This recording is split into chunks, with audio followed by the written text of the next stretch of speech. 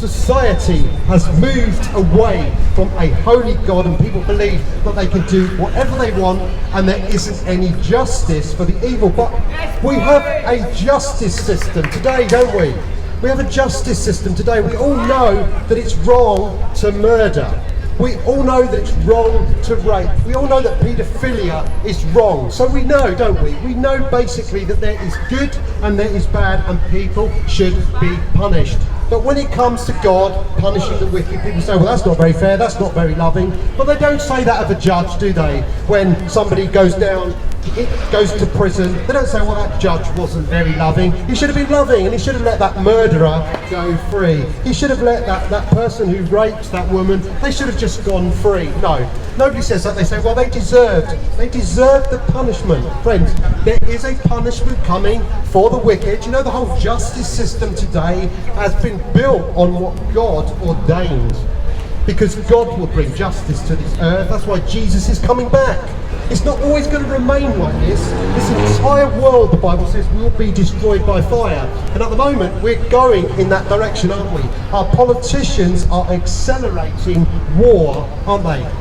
And we've got enough nuclear weapons in the world to basically destroy this entire planet by fire. The Bible prophesies this will happen. The Bible prophesies the world will be destroyed by fire. So you could say that it prophesies nuclear destruction. The Bible prophesies a cashless society. The Bible prophesies Big Pharma.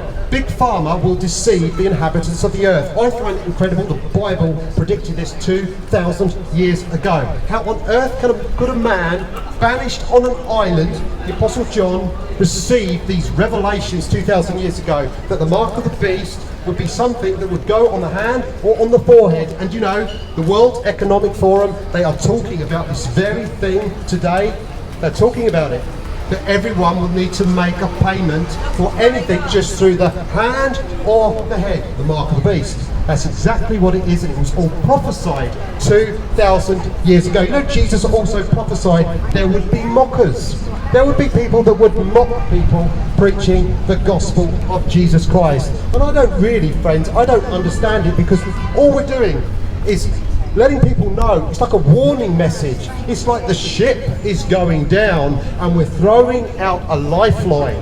How stupid would it be for people to mock those who are throwing out a lifeline? Can you imagine it? Can you imagine people mocking, and they're going down under the waves, they're drowning? Friends, this is the reality today. People are drowning in their own sin. And God is warning us, and he says he can pull us up. He can pull us up out of our own sin, out of our wickedness. Friends, so many people today are bound. They are bound by all kinds of temptations, all kinds of things they can't stop doing it. All kinds of sexual temptations, pornography, drugs, alcohol. People want to be free from it, and they're desperately crying out to help. How can I be free from this? Friends, this is the good news. This is the good news for Folkestone today, that if we call out to God, he will deliver us from evil. That's what the Bible says, doesn't it? He will deliver us from evil. Even though I walk through the valley of the shadow of death, I will fear no evil. So many people were afraid over these last 2 years, but friends, if we knew God, we would have no fear. The mainstream media couldn't instill 1 ounce of fear in anyone who knows God. Anyone who knows God. Friends, we don't need to be afraid, because the Bible says that God hasn't given us a spirit of fear. He's given us a sound mind. Do you have a sound mind today? Friends, if we come to Christ, he will give us his peace, because Jesus said, my peace I give to you, my peace I leave with you. It's not as the world gives. It's not as the world gives, friends. This is the wonderful thing. Can you feel the peace of God?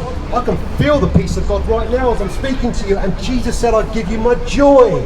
It's a joy that is complete. You know why? Because it's his joy. It's not a joy that comes from having a couple of pints of beer or a couple of glasses of wine or a smoke of something. No, it is a joy that comes from heaven, and it's a joy that comes despite trouble.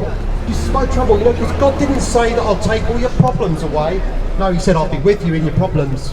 And friends, I can testify to this. I am a witness of God being with me in my troubles, in my problems. He can be with you. He can be with you today. All we need to do is call out to Jesus Christ and He will answer us. He will rescue us. He is the rescuer. Jesus Christ rescues us from this life. Do you ever wake up in the morning and you just can't be bothered to get out of bed? You feel so depressed, so fed up.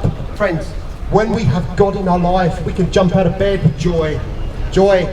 Life suddenly has a meaning. You know, when we don't have God in our life, life often has no meaning whatsoever. In fact, the Bible says this in Ecclesiastes, everything is meaningless. Everything is meaningless, and it is without God. But when we know God, everything has meaning. I can't understand when atheists say we cease to exist when we die. I say, what's the point of living now then?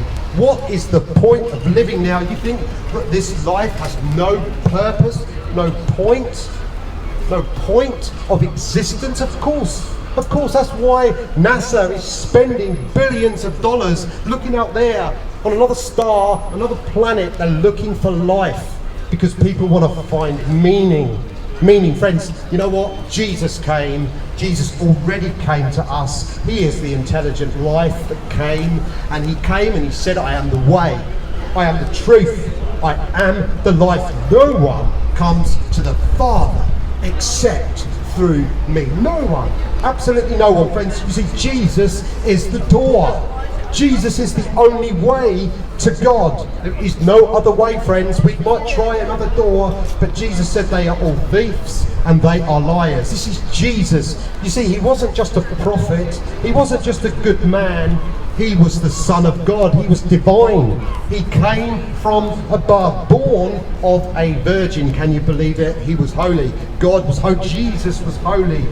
God dwelt 100% in Jesus Christ. That's why we can put our trust in Him. And if we call out to Him, He will deliver us. He will deliver us from every snare. He will deliver us from every trap. Friends, all we need to do is look to God.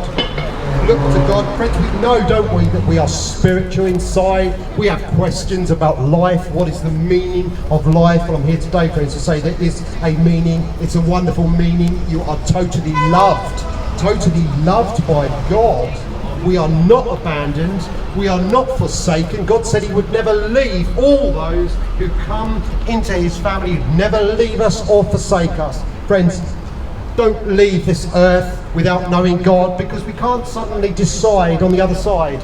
We can't say, whoops, I made a big mistake. Okay, God, now I believe in You. No, friends, the Bible teaches that there is no chance after this life. We only have one chance. One chance in this life. Are we going to do it? Are we going to call out to Jesus? I pray, friends, that we call out to Jesus in this day.